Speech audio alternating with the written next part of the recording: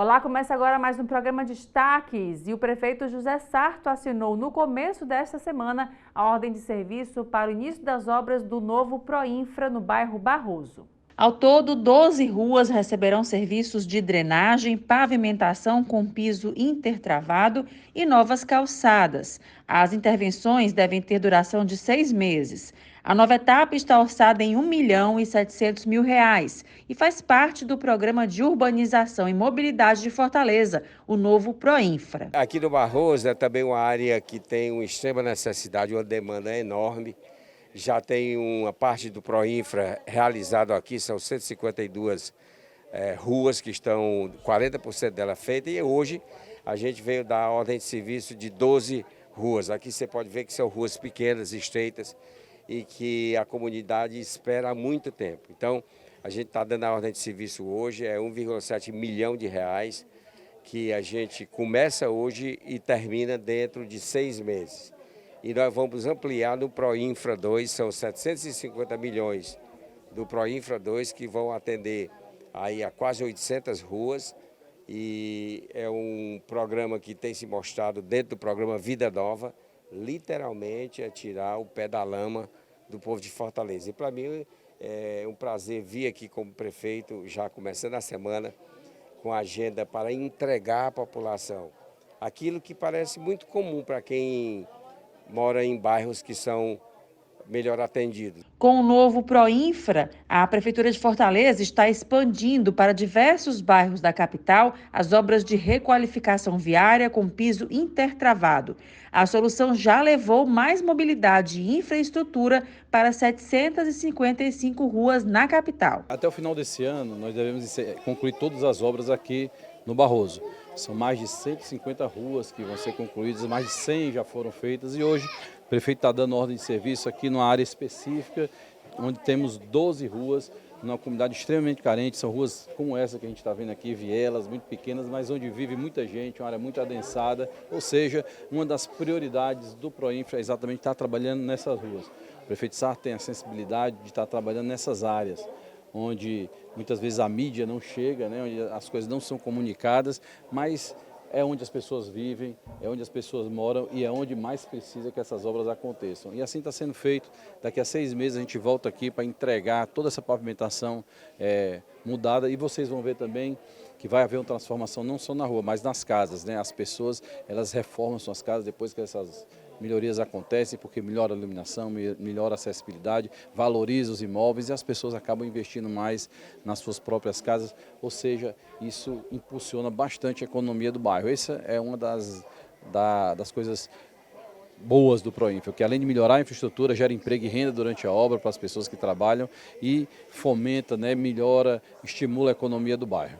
E quem chega agora com informações sobre saúde é Denis Barbosa, que foi até um consultório para trazer um alerta sobre a busca da qualidade de vida para quem respira pela boca. Será que você é um respirador bucal? Oi, Elaine, a gente vai falar sobre saúde, sim, e sobre um termo que para muita gente pode ser novo, mas a situação pode ser sentida por muitas pessoas que nos acompanham nesse momento, os respiradores bucais. Nós estamos com uma especialista sobre esse tema, a doutora Carolina Cavalcante, que pode nos detalhar quais são as características. O nome já diz, mas o que essa pessoa que respira pela boca passa, doutora? Olá, Denis. É um tema super atual para a gente estar trazendo à tona, apesar de ser uma condição que já existe há muito tempo, só que as pessoas acabam meio que se acostumando com isso. Respirar pela boca não é normal, não é fisiológico, não faz bem para a saúde. E essa respiração bucal ela traz vários prejuízos para o crescimento e desenvolvimento do indivíduo. Então, começa que quando o ar não passa pelo nariz, ele não está estimulando os ossos da face para crescerem, né?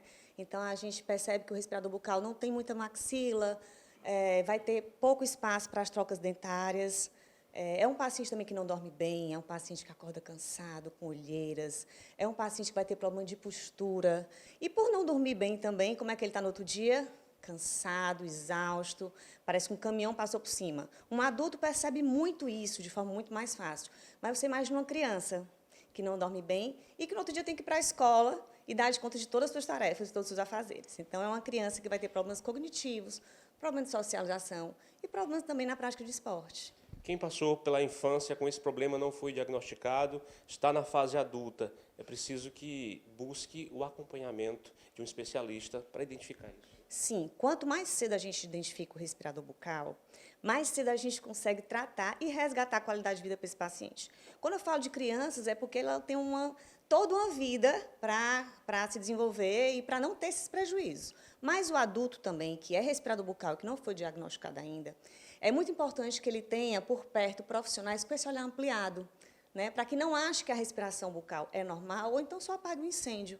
Não, a gente tem que fazer esse paciente respirar bem pelo nariz e resgatar realmente o sono, resgatar o lado produtivo dele, que muitas vezes é prejudicado.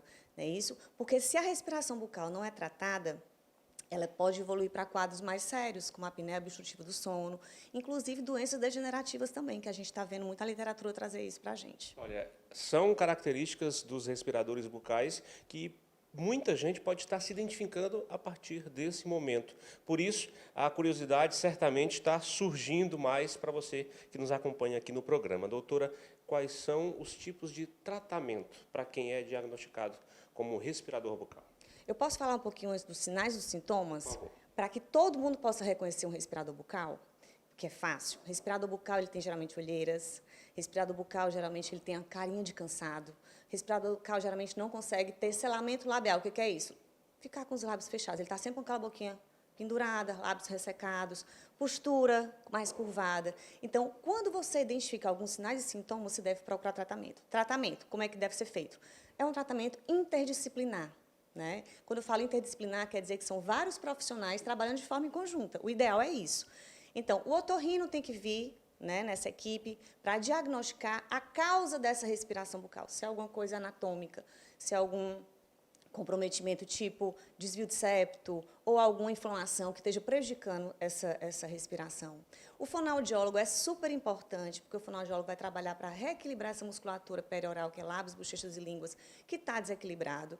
Né? E o ortodontista entra também com um papel fundamental para quê? Para corrigir esse desalinhamento de dente, que vai prejudicar a mastigação, a fonação, a respiração e várias funções vitais desse paciente. Então, para encerrar, já que o tempo ele é realmente um aliado aí, os pais precisam ficar atentos ali aos seus pequenos, né? Sim, eu costumo dizer que o melhor especialista para diagnosticar isso é mãe. Porque a mãe dorme com a criança, o respirador bucal tem um sono agitado, né? É um sono que parece que a criança não para na cama, fica rodando, acorda várias vezes para ir no banheiro. Então, é importante a gente estar atento a isso. Às vezes, na escola não está bem e acha, de repente, que é outro problema. De repente, é porque não dormiu bem, não está dormindo bem. Não é isso? Doutora, muito obrigado pelas informações, doutora Carolina Cavalcante. É importante que você possa ficar, portanto, atento, possa compartilhar essa informação, esse vídeo, e ajudar a essas pessoas, familiares, amigos, a descobrirem se são respiradores bucais. Eu volto com você aí no estúdio. O turismo cearense tem cada vez mais despontado como um dos motores da nossa economia, tanto que acabou de ganhar as páginas de um livro lançado aqui em Fortaleza, na Federação do Comércio de Bens, Serviços e Turismo do Ceará e pelo Serviço Brasileiro de Apoio às Micro e Pequenas Empresas. A capa estampa a permanência temporal do turismo ao longo dos anos. As páginas transcrevem as discussões virtuais com nomes relevantes do turismo que ocorreram no ano passado. Os debates apresentados pela obra fazem parte do ciclo de palestras do CETUR, o Conselho Empresarial de Turismo e Hospitalidade da FEComércio Cearense. Quanto mais a gente discutir o turismo, quanto mais nós ampliarmos esse debate, mais o turismo se fortalece. E o turismo fortalecido significa mais renda, mais emprego, mais trabalho e mais desenvolvimento sustentável para o estado do Ceará. O livro foi lançado nesse auditório do SENAC, o Serviço Nacional de Aprendizagem Comercial do Ceará. Segundo a FEComércio, o turismo cumpre papel fundamental e, por isso, precisa ser apoiado. Primeiro porque nós representamos também o turismo está na nossa essência, está na nossa parte, responsabilidade de representação através de sindicatos, quer de bares e restaurantes, quer sindicatos de eventos, que fazem parte da nossa base. Segundo, porque nós entendemos que, para nós do Ceará, é um segmento que representa desenvolvimento humano, desenvolvimento econômico e que precisa ter incentivos e precisa ter indução para o seu desenvolvimento. O setor do Ceará foi criado em 2015. Em quase uma década, além de vir reunindo frequentemente o segmento empresarial, ele vem recebendo e atendendo as demandas ligadas às entidades do setor. Assim como o Conselho, o livro se configura como um complemento importante para o turismo cearense. Quanto mais o turismo for discutido, maior tende a ser a força que possui. Por isso que o desenvolvimento do setor tanto depende do bom desempenho e da união dos pequenos negócios. 94% dos CNPJ ativos no estado do Ceará são de pequenos negócios, né? E o turismo está aí numa parcela importante disso, porque está dentro do setor de serviço, e quando você vai para o setor de comércio e serviço, mais de 70% desses CNPJ pertencem a esse segmento econômico. Esses ciclos de palestras e debates que são feitos no Conselho Estadual do Turismo, eles são feitos de forma sistemática e muitas vezes nós precisamos também fazer com que eles cheguem em outros momentos a pessoas que não tiveram oportunidade de participar presencialmente desses ciclos. E 1.200 bolsas de estudo estão sendo oferecidas por uma rede de educação técnica. O projeto é exclusivo para pessoas que estão desempregadas. As oportunidades são para cursos técnicos e profissionalizantes. O aluno ele tem todo o suporte para que ele possa ter sua oportunidade.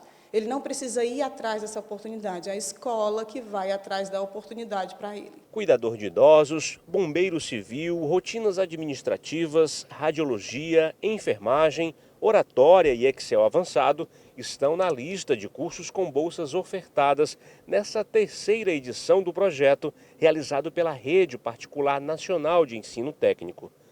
As unidades têm estrutura de salas de aula e laboratórios com foco na necessidade do mercado de trabalho. São diversas empresas parceiras, conveniadas, que visitam a escola para que os nossos alunos tenham essa oportunidade, como aprendiz, como estagiário e muitos como emprego efetivo. A Júlia é aluna e buscou uma formação otimizada ao começar o curso técnico em administração. Ela está no 2º mês de aulas e acaba de conseguir um estágio. Foi uma ótima notícia para mim, porque eu acho muito importante a gente começar desde muito cedo com o mercado de trabalho, né? E no meu caso, como eu tenho 19, eu nunca tive um contato assim com o mercado de trabalho. Foi muito importante para mim quando o curso me deu essa possibilidade de entrar no mercado de trabalho o mais rápido possível. Para disputar a bolsa, basta acessar o site grausocial.com.br até o dia 4 de junho. É preciso ter idade a partir de 18 anos e atender outros critérios.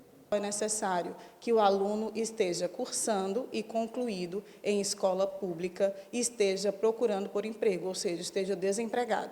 Então, a partir daí, ele se cadastra no site e começa a participar dessas bolsas sociais. Os candidatos serão submetidos a uma prova de redação e uma entrevista. Os contemplados vão iniciar as aulas no 2º semestre.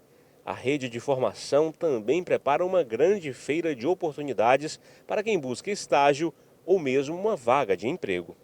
Todo semestre, a escola oferece, tanto ao seu público interno, que são os alunos, quanto aos seus convidados, nossos alunos também podem trazer os seus convidados, quanto para o público em geral. Ou seja, a escola fecha com diversas empresas que já são conveniadas para que possam oferecer diversas vagas de trabalho. Nós vamos ter agora, no dia 27 de maio, uma grande feira de empregabilidade, a 5ª edição, com mais de 300 vagas de emprego. A gente agora vai intervalo e volta em instantes com mais destaques.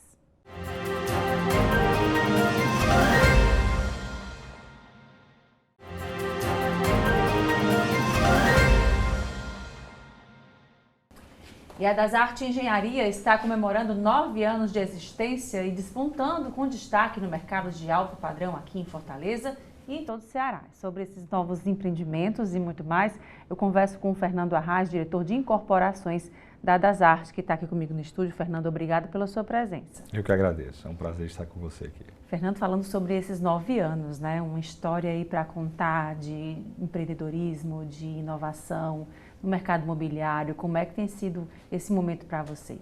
Tem sido um momento importante, muito gratificante. Nesse período a Das Artes realizou muita coisa, né?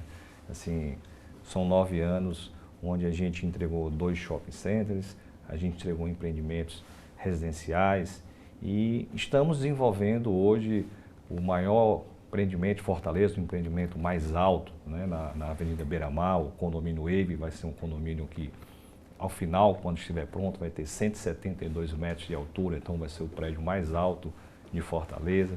Isso é um desafio de engenharia, um desafio tecnológico, um desafio de produto. Isso faz parte do DNA da Das Artes, né, de estar exatamente conceituando produtos, criando tendências, mudando o skyline da cidade e, ao mesmo tempo, trazendo a gentileza urbana, que é uma assinatura nossa enquanto empresa.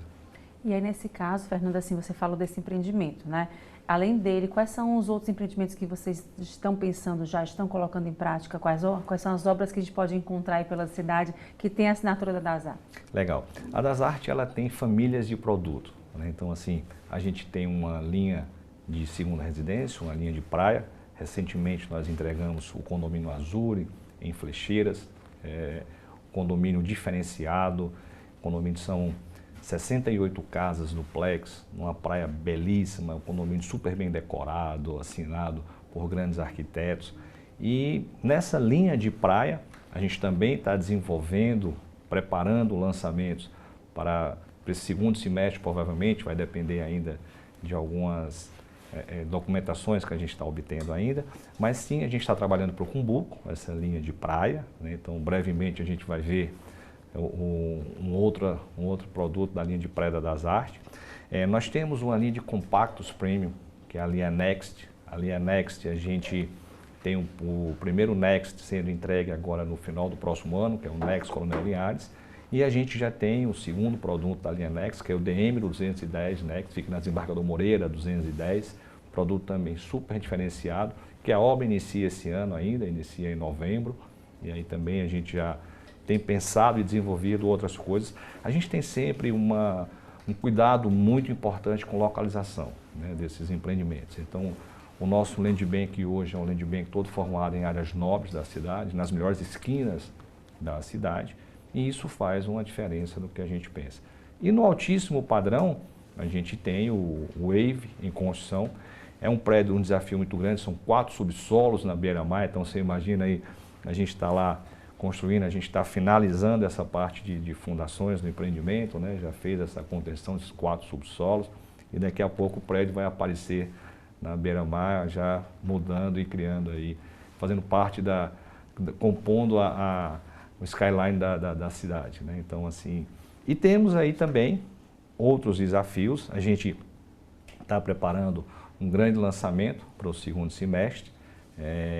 A gente, hoje, esse seria o maior empreendimento residencial em Fortaleza, seriam 90 unidades do empreendimento, também num terreno belíssimo no Meireles, um terreno com 3.200 metros quadrados, um prédio com 45 pavimentos tipo, assim, é grandioso o projeto também, e a gente está ali finalizando para ir a mercado no modelo de incorporação preço fechado.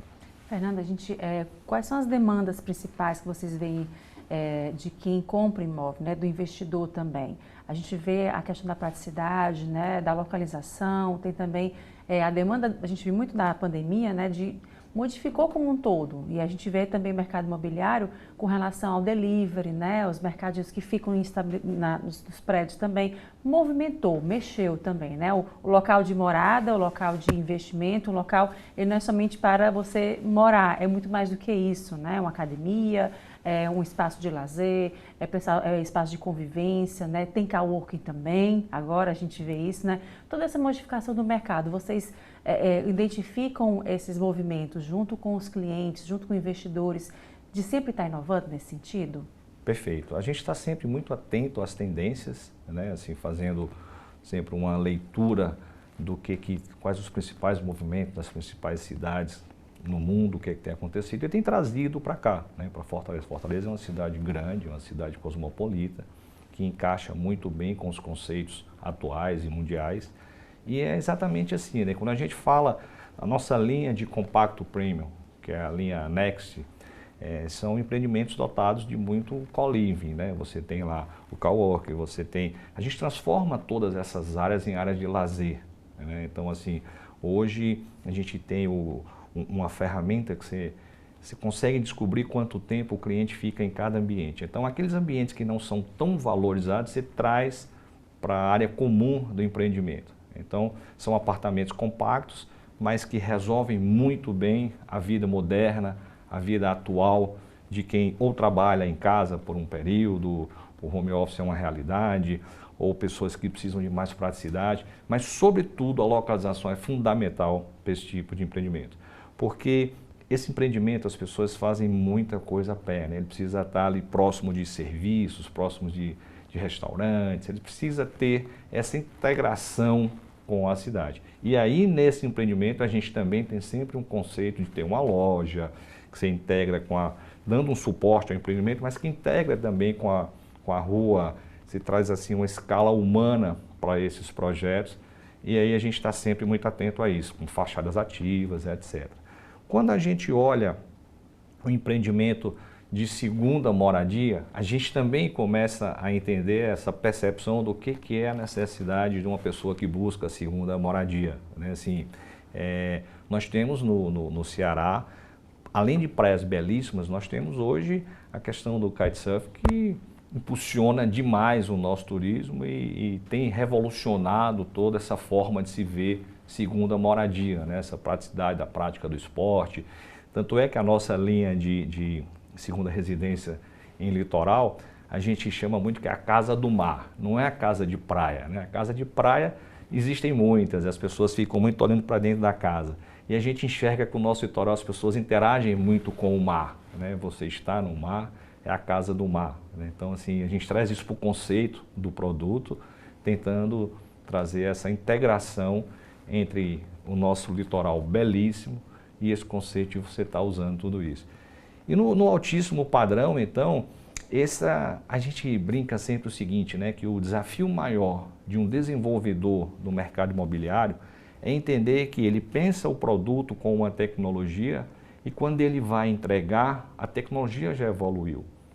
Então, assim... Tem que pensar sempre além, né, Fernando? Exato, exato. Você pensa o empreendimento hoje, daqui a 3 anos, quando você vai entregar, existem outras tecnologias que ainda não foram pensadas, não foram absorvidas. E qual é, então, o nosso desafio, né? A nossa obrigação enquanto desenvolvedor imobiliário? É ter um suporte, né? Um empreendimento, um prédio, que possa acoplar essas novas tecnologias que vão chegar. Eu uso sempre, quando eu converso com esse tema, o exemplo de um smartphone.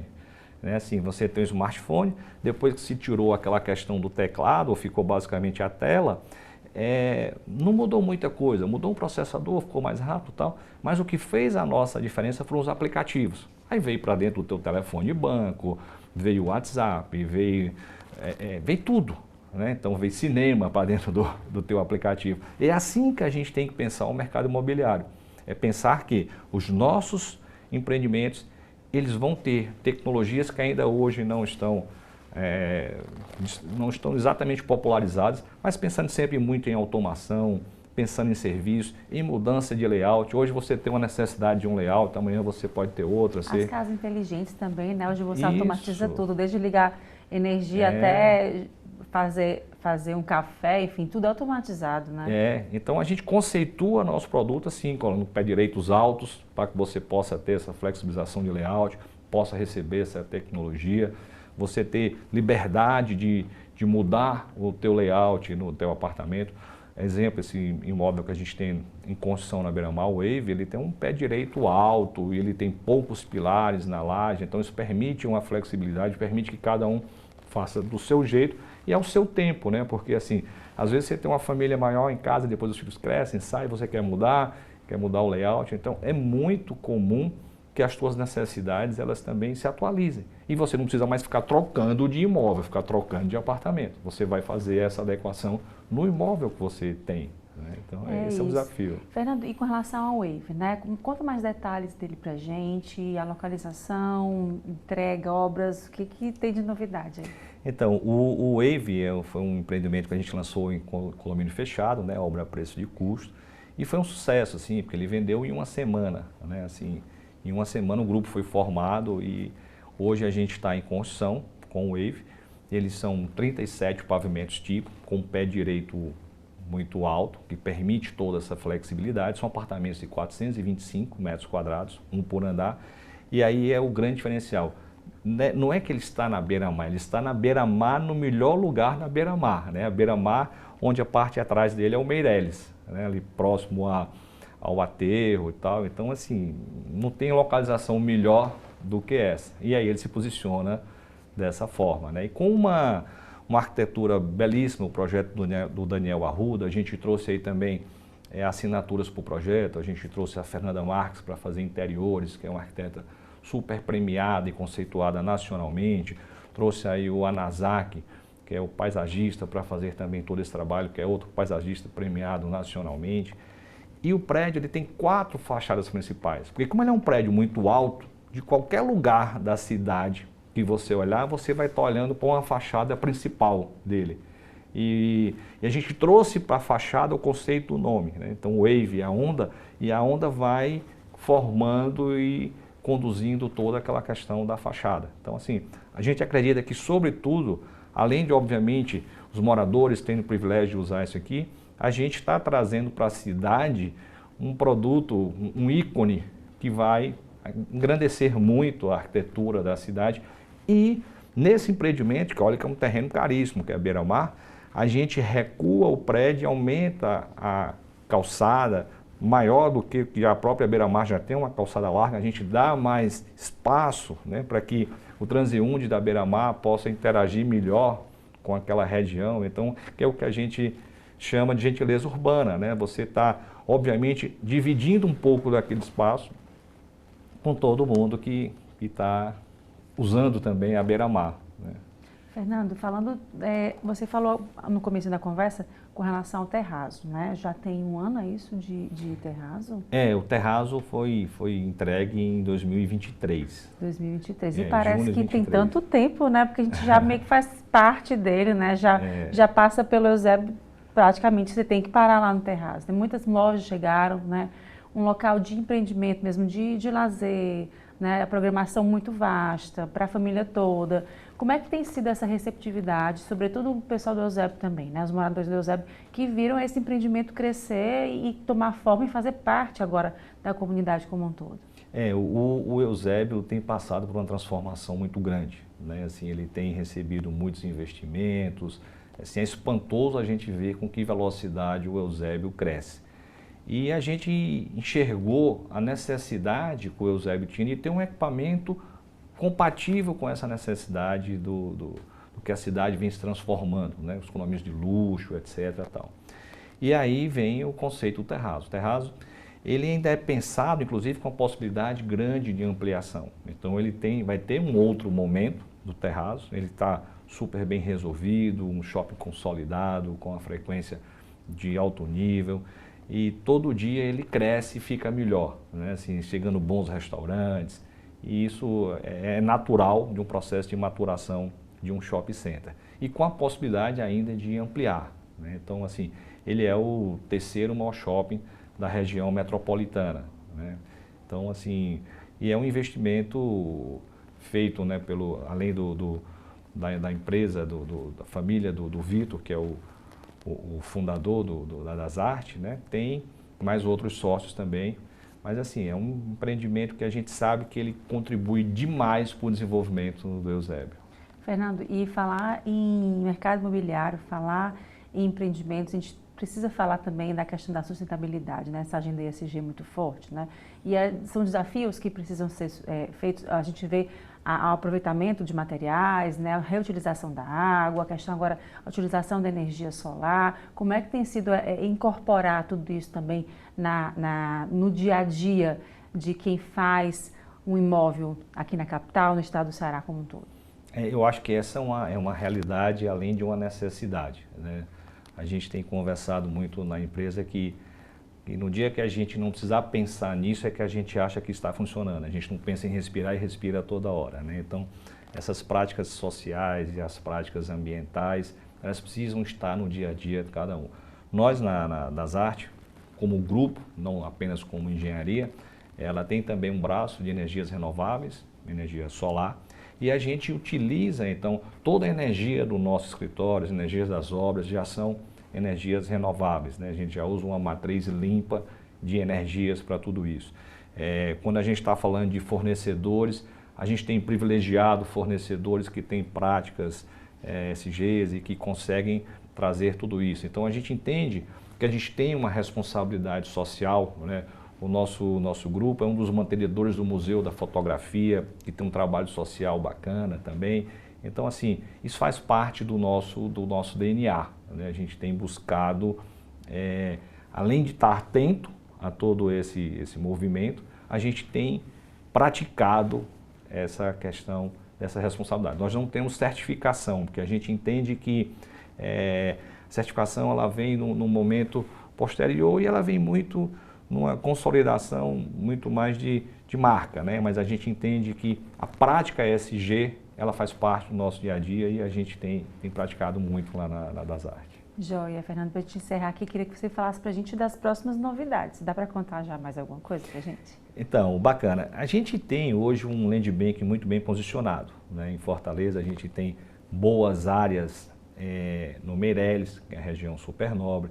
Já te antecipei, a gente tem uma área muito grande no Cumbuco, que a gente está desenvolvendo, possivelmente mais de uma tipologia de produto. A gente pensa ali trazer um pouco do conceito do que a gente fez em Flecheiras, trazer também para o Cumbuco, porque foi muito assertivo, foi um produto muito bem recebido. Temos olhado compactos premium associados aí àquele conceito de morar, trabalhar e hospedar. Então, já estou te dando a dica aí que pode vir um produto aí com esse mix de conceito numa região muito nobre de Fortaleza. Joia, a gente já continua aqui de portas abertas para você trazer mais novidade aqui para a gente assim que possível, viu? Fernando, muito obrigada mais uma vez, até uma próxima oportunidade. Eu que agradeço, é sempre um prazer estar com vocês aqui. Obrigada. E agora o intervalo, a gente volta em instantes com mais destaques.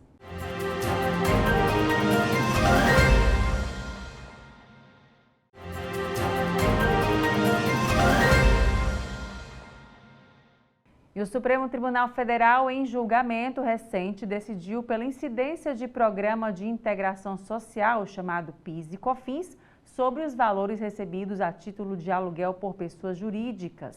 Sobre esse assunto, eu converso com o advogado Luciano Dias, especialista em direito imobiliário. Obrigado pela sua presença. Obrigado, Elaine. Prazer falar contigo e os telespectadores. Luciano, falando sobre essa decisão, né? Conta pra gente direitinho como é que ela foi feita, né? Que de fato isso vai interferir, né? Como é que isso vai, de fato, chegar ao bolso de quem está assistindo. Elaine, é o seguinte, a decisão recente do Supremo Tribunal Federal foi, na verdade, um enfrentamento de 2 recursos extraordinários que estavam lá aguardando o julgamento. Então, eles reuniram esses recursos e analisaram a matéria acerca da constitucionalidade da cobrança de PIS e COFINS com relação a receitas obtidas por pessoas jurídicas, ou seja, empresas, que aluguem imóveis de sua propriedade. Havia uma discussão grande nos tribunais acerca da incidência ou não de PIS e COFINS sobre a receita de locação, quando a receita dessa locação ela não estava com a atividade principal da empresa proprietária do bem. Então, com esse julgamento do STF, ficou o entendimento de que é constitucional, sim, a aplicação, a incidência do PIS e da COFINS sobre a receita obtida por essas empresas que são proprietárias de bens móveis ou imóveis e que obtêm receita de locação a partir deles. E aí, nesse sentido, Luciano, como é que está sendo agora quem procura pelo trabalho de vocês com relação ao direito imobiliário, nessas discussões? Bom, havia medidas que várias empresas tinham tomado no sentido de reconhecer a inconstitucionalidade da cobrança da incidência do PIS e da COFINS. Então, essas demandas, por um momento, podem ter obtido êxito ou sucesso, mas estavam aguardando o entendimento do Supremo Tribunal Federal que, a partir dessa decisão, com o entendimento de um julgamento com efeito de repercussão geral, então essas demandas que existem nos demais tribunais, elas devem cair, aquelas que onde havia o entendimento de uma inconstitucionalidade da incidência do PIS e da COFINS. Então, resta agora o sucesso da União no que diz respeito a essa demanda em específico, o que repercute consideravelmente no faturamento que ela vai obter para os cofres públicos, né? Assim, havia, inclusive, um levantamento, uma estimativa que, em caso de derrota da União, pela inconstitucionalidade da incidência do PIS e da COFINS, ela deixaria de arrecadar algo em torno de 36 bilhões de reais. Então, isso faria total diferença dos cofres públicos da União. E nesse sentido, Luciano, você enquanto profissional da área, especialista, quais são as principais demandas que você recebe nesse sentido também? Não só nessa questão, mas nas que permeiam, né, o direito imobiliário. Sim, a discussão acerca do direito imobiliário e as áreas adjacentes, elas são rotineiras e fazem parte do cotidiano, certo? Então, assim, todos que nos assistem provavelmente ou são proprietários de um bem imóvel ou alugam um bem imóvel, moram de aluguel. Então, assim, todas essas situações, seja no momento de um fechamento de um contrato de locação do seu apartamento, da sua casa, seja no momento da venda ou da compra de um imóvel, um financiamento junto à instituição bancária. Então, assim, todos esses pontos, eles são áreas de atuação do profissional dedicado ao direito imobiliário. Então, muitas vezes, apesar de não ser uma prática do público em geral, mas muitas vezes é indicado que no momento de uma aquisição de um bem imobiliário ou mesmo da locação de uma residência, de um imóvel comercial, você possa contar com o auxílio de um profissional da área para fazer uma análise, para poder tirar dúvidas acerca daquele instrumento que vai ser assinado, porque muitas vezes representa uma repercussão financeira muito grande. Então, proporcionalmente a isso, é interessante verificar que há um risco também. Por isso, o profissional da área é indicado para que se faça essa análise prévia. Já aproveitando tua presença aqui, nesse sentido também, a gente vê algumas questões voltadas, né, de quem compra, quem aluga imóvel. Recentemente, uma pessoa até passou nas redes sociais, não sei se você chegou a ver, de uma moça que ela pagou um valor até alto com relação à multa pela pintura, né, da casa quando ela entregou, e a imobiliária disse que não estava de acordo com o que estava escrito e ela foi lá e riscou, né, o apartamento todinho, enfim. Nesse sentido, assim, tanto com relação a quem está alugando, como a quem é o dono do imóvel, como também quem está alugando esse imóvel, quais são os direitos, né? O que é que você deve ter em mente na hora de alugar ou de comprar um imóvel? A gente fala muito assim, né? Eu dou uma olhada no contrato, mas na hora que às vezes dá aquela dor de cabeça, né? É que a gente vê que quem trabalha nessa área de direito imobiliário é mais do que essencial, né? Quais são essas dicas que você pode dar para quem está assistindo? Bom, a gente dispõe de uma legislação que trata especificamente sobre a locação, isso, por exemplo, né, que é a lei do inquilinato, mas mais ainda, né, mais forte ainda do que está na legislação, logicamente que vai estar com a guarida da lei, existe um instrumento, o contrato de locação, que ele é firmado entre as partes, né? E existe um dizer jurídico que todos conhecem, que o contrato ele faz lei entre as partes. Então, é importante que a gente conheça quais são os termos do contrato que foi assinado, né? Lógico que existem situações de direitos e deveres seja do inquilino quanto do proprietário do imóvel, que mesmo que não estejam estipulados no contrato, eles são válidos em virtude da força legal, né? No que diz respeito, por exemplo, ao retorno, à restituição do imóvel locado da forma como ele anteriormente se encontrava quando o inquilino entrou no bem, isso é muito comum que esteja estipulado na contratação, no instrumento de contrato assinado entre as partes. Então, no exemplo que você levantou e que ficou público, é muito comum, e assim, não conheço a fundo o contrato que foi assinado, mas é muito comum que se estabeleça que, por exemplo, o imóvel ele deve ser restituído ao proprietário pintado, né, e em plenas condições de uso.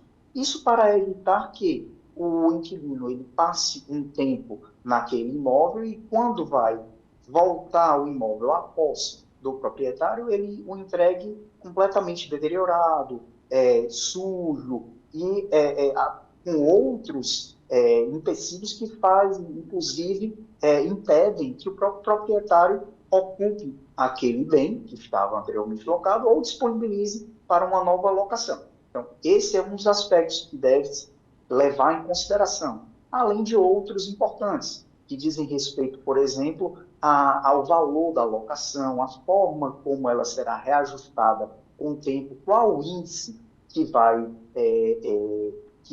fazer com que esse aluguel ele seja reajustado, né? Qual é o prazo dessa locação estipulado em contrato, se aquele contrato de aluguel ele possui ou não algum tipo de garantia, por exemplo, a figura do fiador ou de uma fiança bancária, algo do gênero. Então, assim, são aspectos que são variados, são várias situações a se observar, mas esses que eu citei são alguns dos que são mais relevantes e são sempre objeto de dúvidas por parte do grande público e de boa parte dos clientes que nós temos.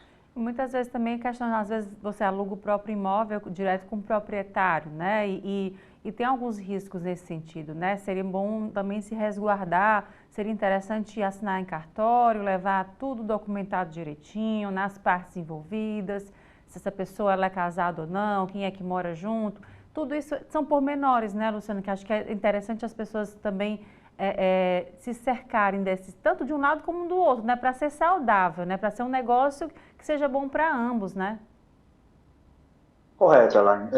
Muitas vezes o proprietário de um bem, de um imóvel, ele se socorre dos serviços de uma imobiliária, né? Muitas vezes pela comodidade de que ela vai estar fazendo essa intermediação junto ao locatário, junto ao inquilino, né? Então, ela se preocupa com esses pormenores no que diz respeito à contratação, no que diz respeito à verificação de documentos e, logicamente, que a imobiliária ela tem um suporte jurídico por trás, né? No caso do proprietário do bem que resolve fazer isso de maneira particular, esse aí, então, é extremamente indicado que ele conte com o auxílio, por exemplo, de um profissional advogado para exatamente poder desenvolver esse instrumento, esse contrato que será assinado, verificar os detalhes e as condições legais para se firmar esse instrumento, né, esse contrato, e verificar também, logicamente, a documentação de todos os envolvidos, né? Você muito bem pontuou que realmente a gente precisa entender quem é, por exemplo, a figura do inquilino e para que ele vai ocupar aquele bem, né? Qual é o objetivo da alocação. Isso é um caráter primordial e primário nessa relação. Então, existe uma diferença grande no que diz respeito à ocupação para fins residenciais e para fins, em contrapartida, para fins não residenciais ou comerciais, né? Então, assim, esse é um dos aspectos diferenciais que já existe e é para ser tocado desde o início. Não se pode firmar, por exemplo, o contrato com fins residenciais e lá, naquele local, está sendo realizada a exploração econômica de alguma atividade. Isso já faria com que se observasse, no caso, que eu estou expondo como exemplo, um descumprimento do contrato de locação anteriormente firmado, né? O que daria aso, inclusive, ao próprio proprietário vir a buscar finalizar esse contrato pelo descumprimento por parte do inquilino e, em determinados casos, até vir a cobrar uma multa em razão desse descumprimento. Por isso que é importante sempre quem está assistindo ter se resguardar, né? Às vezes, na inocência, você sem conhecer, né, os direitos e obrigações, você acaba fazendo uma negociação que mais para frente, pode ser que agora dê tudo certo, mas mais para frente é uma dor de cabeça tão desnecessária, né, Luciano? Podendo ter alguém capacitado para dar esse suporte nesse momento, né? Isso. A gente costuma dizer que essa consultoria inicial, essa análise prévia, essa assessoria, na realidade, ela não se trata de um custo, né? Ela é um investimento que você está fazendo exatamente para evitar essa possível ou provável oneração ao futuro que você bem menciona, né? Porque nos casos em que a gente acaba enfrentando algum tipo de problema entre inquilino e proprietário do bem, muitas vezes é necessário se buscar a justiça, o Poder Judiciário. E aí, quando se envolve, por exemplo, o Poder Judiciário, para que ele enfrente determinadas discussões, a gente vai se deparar com outras situações que, infelizmente, são inerentes a essa busca ao Poder Judiciário, né, ao processo judicial que todos conhecem. Duas delas que mexem muito com o público em geral é a questão do custo, né? O Poder Judiciário ele possui custas e você deve pagar para poder buscar o seu direito processualmente, né? E também a questão do tempo, que é uma situação que, infelizmente, nós não temos como, muitas vezes, conseguir controlar o tempo que vai se levar para que determinada demanda seja enfrentada e seja resolvida pelo tribunal. Então, isso pode levar anos e anos e anos, e aquela pessoa que poderia ter se antecipado e previsto, né, essa situação de problema que surgiu a posteriori de maneira prévia, ela acaba sofrendo um desgaste, além do ônus financeiro, que muitas vezes pode mexer, sim, com o seu próprio patrimônio, com situações que fogem de um controle maior dela pessoalmente e até da família. É isso, sempre prevenir é melhor do que remediar, né? Muito obrigada mais uma vez pela sua presença, pela conversa e pelos esclarecimentos. Até uma próxima oportunidade. Nós que agradecemos, Elaine. Seguimos à disposição. Muito obrigado. Obrigada também. E o Destaques fica por aqui. Obrigada pela sua companhia e até o próximo programa.